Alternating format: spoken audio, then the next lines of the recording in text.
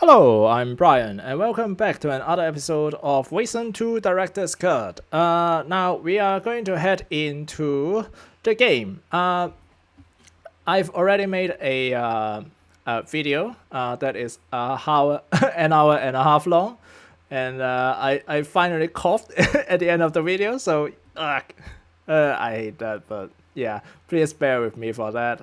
Yeah, if you haven't seen it or you really don't want to go through all those, I will just make a very short description of my team and then just go into the game. This is a Supreme Jack playthrough as well.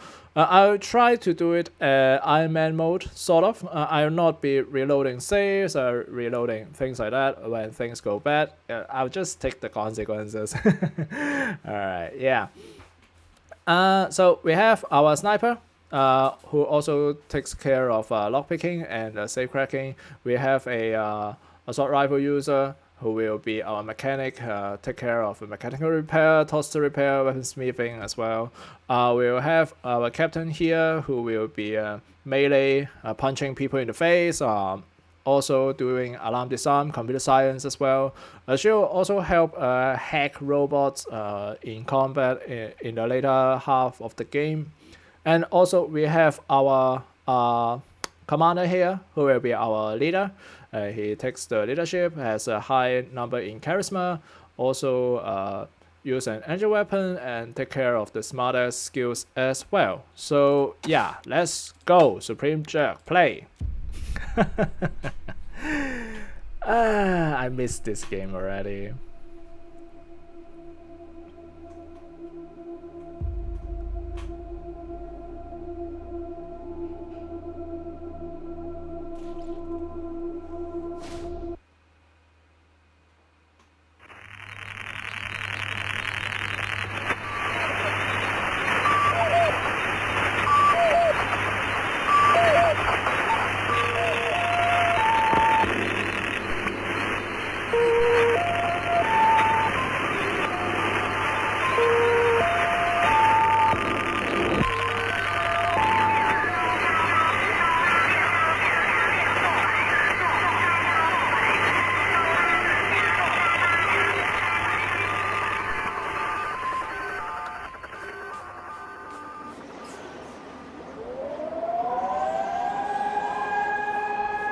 The only thing necessary for the triumph of evil is that good men do nothing.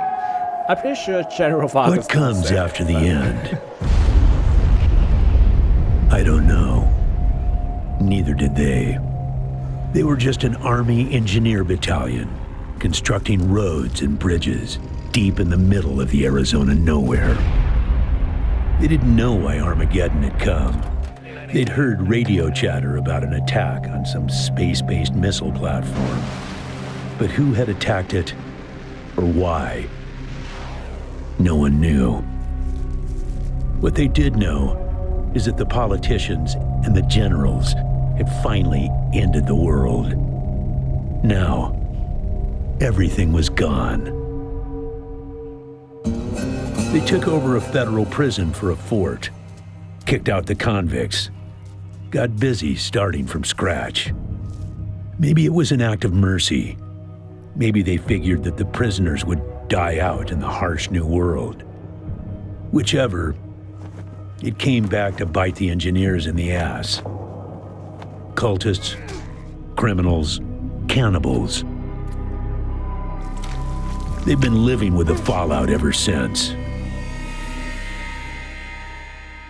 Good people had survived too, called for help in the night.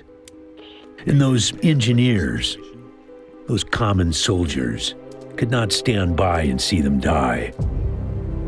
So they came out of their fort, and they helped the survivors defend their homes. And for that, they earned a new name, a proud name, the Desert Rangers.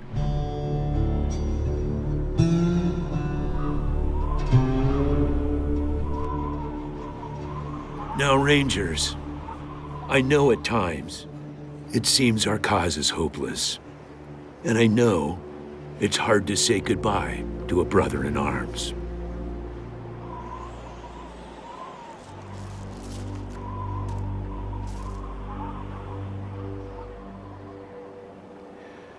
But I want you to know something else. That no ranger who dies in the line of duty will ever be forgotten.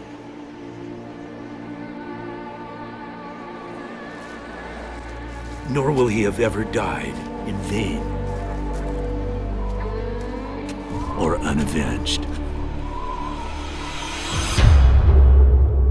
Yep, so that's a ranger called Ace, and he died in Thank you, recruits. his last mission. General Vargas here will be explaining the situations here, so. A stiff-bearded old man wearing a hard-worn ranger uniform and a battered old cowboy hat. General Vargas walks with a cane, but he's not helpless. He wears a pearl-handled revolver on his hip, and there are a lot of notches on the barrel. I appreciate you coming to Captain Ace's retirement party when you hardly knew the man. Appropriate, too, seeing as how investigating his death will be your first duty as a desert ranger. How does Ace die, sir? Ace had been trying to locate a faint radio signal, which has lately been giving us cause for concern. We gave him 3 repeater units and sent him to hook them up to 3 remote radio towers. This would have allowed us to get a fix on the signal. But sadly, Ace was murdered by unknown assailants right after hooking up the first tower, and his logbook and the last 2 repeater units were stolen. Alright, so I would like to say this. This game, broken down into the very bare basics, is that you go to, in Arizona, you install 3 repeaters, and then you go to another place without too much of a spoiler, and then you also try to install repeater units as well. So yeah, that's fun times. Happy to be given the opportunity, sir, but are you sure we're ready? Yeah, I know. You've hardly found your feet with us, and here I am sending you on a mission that already got 1 ranger killed. Well, I wish I had another option, but the Desert Rangers are spread a little thin right now. Ranger teams Abel and Charlie are out west trying to stop a range war out there from becoming straight-up genocide. And Team Baker is up north looking for a way through the radiation that's cut us off from Vegas. I'm afraid the next generation is going to have to lead the charge on this one. Alright, the signal is a threat, sir. The voice on those broadcasts disturbed me greatly. It talked crazy talk about a future where man and machine would be one. Worse, it talked about us, the Desert Rangers, specifically. It said it was coming for us. Now, there are reasons that General Vargas should be concerned about man and machine would be one, this kind of talk. Because in the first Wasteland game, Wasteland 1, they fight against the AI that went crazy and just keeps churning out robots, and they have a very hard time, and then they finally just able to get rid of that computer. So this man and machine would be one talk would be a concern to him more than it would seem. Alright, repeater units, sir? When you get back to the Citadel, talk to our radio expert, Wade Woodson, if you want to know more about the technical details.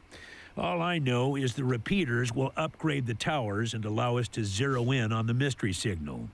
Alright, where are the radio towers? I'll give you the locations of the towers once you have the repeaters in hand. More important to find them first. You think the logbook was stolen, sir? Don't know, but it wasn't on Ace's person when he was found. Look for it. It might have some clues as to his death. So the mission? The mission is this. Search the area where Ace's body was found, and do your best to recover his logbook and the repeater units. Then call in your report. If you find the repeaters, I may send you on to finish his mission. Ace's death must be avenged, and it will be. But finding the signal he died trying to track down is just as important. Besides, I got the sneaking suspicion that when you find the one, you'll find the other. Alright, where's the area, sir? It's about a day's walk east from here. I'll mark it on your map. There you go. Call in, sir? Yes, call in on your radio. Your radio is your lifeline to Ranger Citadel.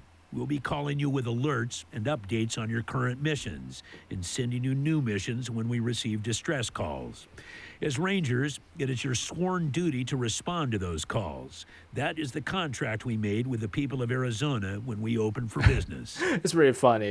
General Vargas was like a little bit of eye rolling. Yes, calling on your radio. All right, let's go. When can we enter the citadel, sir? Once you prove yourself, the Citadel will be your new home. Consider this mission the final test of your training. If you succeed, you are welcome within our walls. If you fail, then you aren't cut out to be a desert ranger, and we won't let you in. All right, so here you can see with this kind of red, green, or blue rectangle, you know that these are the speech checks. And because we have kisses or smartest, we can try on this one. Let's use the smartest then. Using logic on me, eh? Alright, yeah, surely, sir, the success of the mission is more important than testing us. If you want to find these signals, shouldn't you just let us in so we can stock up on everything we need to succeed? Smartass. Logic and observation will change some folks' minds, and you can catch people in lies that way. But sometime, it only makes them mad, so be careful. In this case, you're right. I should let you in, but I got a feeling about you four. You got depths you don't even know you have, and it's gonna take adversity to tap them. So I'm sending you out undergunned and unprepared, just to see what it brings out of you. You'll thank me later. I'm sure I won't thank you later for this. Maybe. Yeah, that remark was okay. Good luck out there, recruits. Alright, the first thing you do once you enter the game is that you want to pick this shovel. This shovel is extremely important. You are going to dig out a lot of treasures in throughout the wasteland. So that is what you want to have around. Alright, let's see. Did I not pick that up? Oh, I put it on a another person. Alright. Let's see. Alright, shovel. Alright, let's go. Good to see you, recruits. Afraid I can't open this door for you just yet. Let's talk to him. Grenadier, Major, something. There's a ranger in scarred but spotless combat armor. Stands at attention before the door. Alright. Welcome to the Ranger Citadel, recruits, but the general ordered me not to let you in before you finish your first investigation. Alright, so yeah, we try to kiss us. But the general ordered us to tell you to let us in. Nice try, recruits, but it won't get you through this door. I like your sass, though. Tell you what, I know you want to get inside so you get your hands on good stuff. Well, I got a little toy that just might tide you over. Interested? Alright, interested? I call her the Mississippi Mule because she kicks like one. A double-barreled flintlock pistol that will turn your enemies into a thin red paste, as long as they are within 10 feet of you. She was my go-to gal for, alright, as long as you... Alright, so you can have her, as long as you promise to put her to good use. We promise. Great, here you go. Alright, don't do this. Move away from the door we are coming in, whether you like it or not. You start combat right away, and you can't beat him. you're so under level you can't beat him, so yeah. Don't do that. Alright, so this is Captain Cephas. She'll be the first vendor that you'll be using basically before you have access to the and the only vendors you're going to have constant access to before you enter the Ranger Citadel. Alright, so yeah, I'm not going to go through all of this. I'll just exhaust these options. There are just a lot of background informations. So they're basically about some of the more important names, Captain Mercaptain, Melson, things like that. General Vargas, obviously. That mostly NPCs that you might have, you will have access to once you go into the Ranger Citadel. Alright, trade. Now, I've talked about this. You can see here, Covenant's cigarette. We can sell that for profit. I think I've already missed some of the cigarette packs. Yeah, I did miss it on my commander. However, alright, so we don't have any shotgun users, and we are not going to have one, so we are going to sell the Mississippi Mule, and we are going to sell the shotgun rifle as well, because we are not going to use it. So here, this vendor, the most notable thing that you are going to buy, and basically the most the most things that you are going to buy aside from ammo, is the shooting radiation suit, which adds +2 radiation protection. You'll run into radiations in the Wasteland, and you need protections from them. So this basically acts as the key to unlock certain areas. It costs $200 to buy. We do not have the kind of money, so we are going to leave it. Otherwise, we are going to get bullets from this vendor basically. And note that these bullets regenerates from these vendors very slowly. So yeah, that is that. Okay, let's move around. Hey, Ep1, mind picking up that can over there for me? Think there's some water in there. Screw you. Try to trick us. Alright, so we are going to move around, check out the citadel. In this episode, I've not thought about this. In this episode, we are going to just check out the starting area. We are not going to head into the Wasteland just yet. Alright, so this is Ranger Brasnak. He will be having a skill book for us in the future. Alright, so here we can see a skill checks, a lockpick. Yeah, you can shoot and then destroy this gate. You can brute force to kick down this gate. It's no problem. It's not gonna get them hostile towards you in any single way. Now, in front of this box, this is the very first part of the game where you might want to do some safe loading, in quote-unquote safe loading. I'm not going to do that, but it is an option. This box randomly generates a weapon, and it is very useful for you to when you are heading into your first difficult fight. I'll just try to open it. Hey, look at that! Nice, nice. It is a sniper rifle. It is an instant upgrade compared to my hunting rifle already. You can see here, 7 AP per shot, 3.3 damage per AP compared to my hunting rifle, which is 2.6 damage per AP. Chance to jam is a little bit higher, but then it shoots a little bit harder. So very, very good. It's 3 armor penetration, so they're the same. Perfect. I've seen worse. Let's just say I've seen worse. A pair of boxing gloves, so could be very, very messy. Energy cells, useful. I would say this. This is a very, very lucky find. The sniper rifle, because sniper rifle bullets are very expensive, and you don't want to waste them. And an upgrade to the sniper rifle make sure that you increase your value of each of your sniper bullets as well.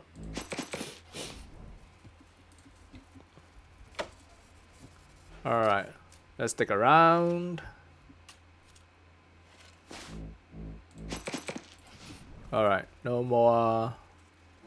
Alright, when you're exploring the map, you can, on your PC, you can hit the God Z damn it, Ace. key. You never should have put down the wrench and picked up the gun.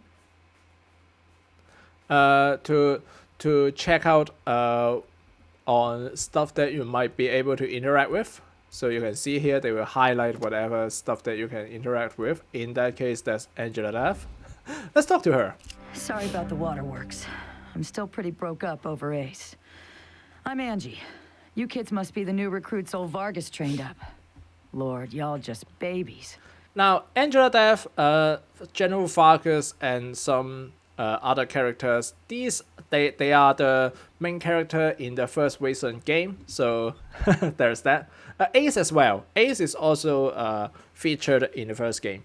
We saw you at Ace funeral. You knew him well? They all hurt, but this one... Ace wasn't even a ranger. Not at first. He worked as a driver and mechanic for Fair and Brygo up in Vegas. When Base Cochise started sending its death machines into the desert, Brygo sent Ace south to recruit robot fighters. We met him in quartz. He'd pissed somebody off out there and they'd locked him up. We sorted that out, and he started running with us, helping us fight Cochise, and never stopped. Vargas eventually gave him the uniform and the hat, but I don't think he ever formally signed on. He was just always there. And now he's... God damn it, Ace. I knew this one was trouble, I knew it. Alright, so the backstory is that Angela Deth and Ace are lovers. How well do you know General Vargas? Better than he'd like. Back in the day, the General was the craziest of us all.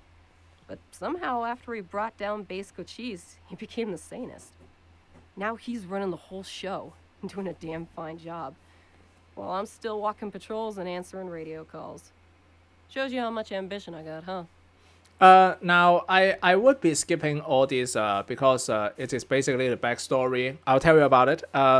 So they fought the Base Cochise, the AI that goes crazy in Wasteland 1. And then she will also talk about Thrasher and others as well.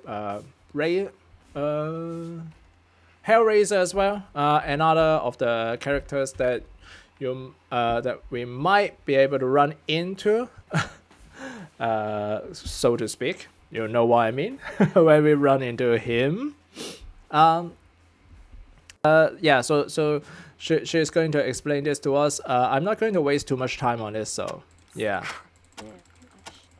Hellraiser, Thrasher, Real Nomad Camp. Just basically every the edges of the map, kiddies. Big hot areas we can't get into without getting cooked to a crisp. The clouds move around some with the wind and the weather, but there are permanent hot spots on every side of us. North, south, east, and west. Until we started hearing those weird broadcasts, I kind of thought those clouds went on forever, and that Arizona was the last place on Earth. But maybe there's more people out there. Maybe the whole rest of the world's just fine, and we're the only ones in hell. Wouldn't that be a joke? So this is about the radiation cloud that is surrounding the Arizona area. So basically that's the map that we are going to be walking around, and that they thought that there is nothing else once you goes into the radiation cloud, but turns out there are something else. Say, listen. Vargas asked you to look into Ace's death because he thought I was too upset to be professional about it. He didn't want me going off half-cocked and shooting up all of Arizona looking for his killer. But I'd gotta find this guy. Ace and me, well, we'd been fighting side by side for nigh on 20 years. I'm not letting him die unavenged. So, well, I know it's going against orders, but if you let me tag along and be in at the kill, well, I'll help you find your feet out there. Maybe give you a few pointers along the way. I may be old and slow, but I know the wastes like the back of my hand. What do you say? There is no penalty in inviting Angela Deth into our team. She'll be acting as our, basically our nanny. when we are getting through the early part of the game, she'll be a valuable combatant as well, helping us through this. So definitely say yes. Cool. No need to tell Vargas why I joined you. If anybody asks, I'm just helping you get oriented, all right? Okay, let's take a look at Angela Deth. So she is a short rifle user. She also has a blunt weapon to use. So it's very helpful because sometimes she will be able to go in and then take a take a hit with with this Ace's wrench and save some bullets that way. Now, she has a very good attribute points distribution: 8 in coordination, 6 in awareness, 4 in strength, 6 in speed, 4 in intelligence, and 2 in charisma. So basically, the best designed character, to be honest. But she will not be with us for forever. So it's a pity. And also she is level 7, so she's very, very powerful in combat when you are first heading into the game. Alright, skills, you can see here, hard ass. I've mentioned this in the character creation video. We will have her cover hard ass for the time being, and then later we'll have Chisel cover that. She is going to have a 3 in assault rifle. Brute force, she'll also have that as well, so pretty good. Weaponsmithing at 2, she'll help us break down whatever weapons we find to see if we can get scope, get clips that can upgrade, because you can see that there are weapons with a chance to jam. And by modifying the clip, the jamming chance can be eliminated. So it is a very important upgrade aside from the scope and sometimes the muzzle that increases hit chance as well. You can see here 2 in blunt weapons, just not as good in swinging the blunt weapon compared to the assault rifle, but sometimes it comes in handy.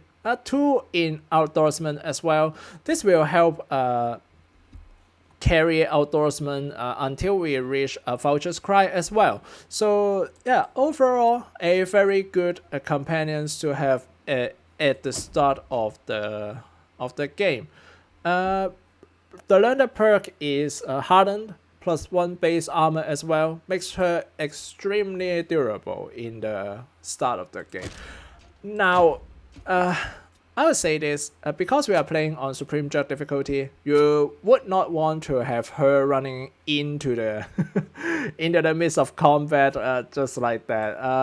It's not very good. Because she'll get gunned down. So you might.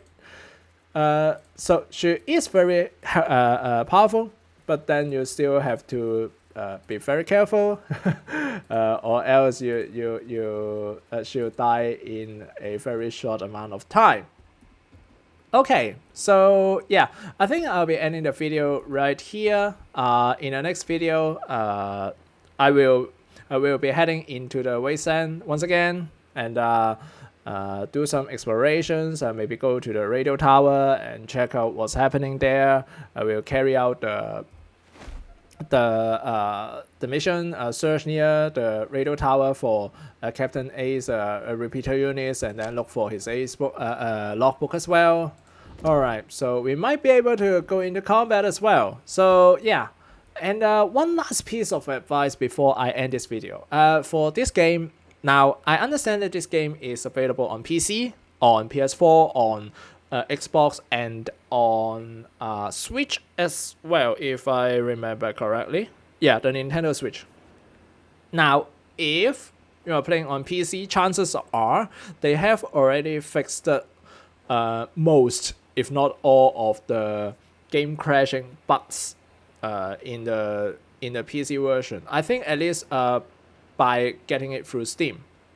Now, when I am playing on the PlayStation 4 version, even with all the upgrades, I keep receiving blue screen after blue screen for this game. Not that this game is bad. The fact that I get through that game through blue screen after blue screen just tells you how good this game actually is. However, you don't want to lose a lot of game progress because of a blue screen. So what you want to do is save early, save often, save like a maniac. So try to do the save game as much as possible. Make sure that you you save often, so you don't lose like a gaming session where you just lose 2 hours of progress in a single map, and then it was like a very devastating a blow to you. And this is a very good game for at least I think it's a very good game, and something that you really don't want to miss out. So yeah, save early, save often. That's what that's my last piece of advice for this video. Now in the next video we are going to head in the Wasteland, but for now thank you for watching. I'm Brian, and I'll be seeing you in the next video. Goodbye.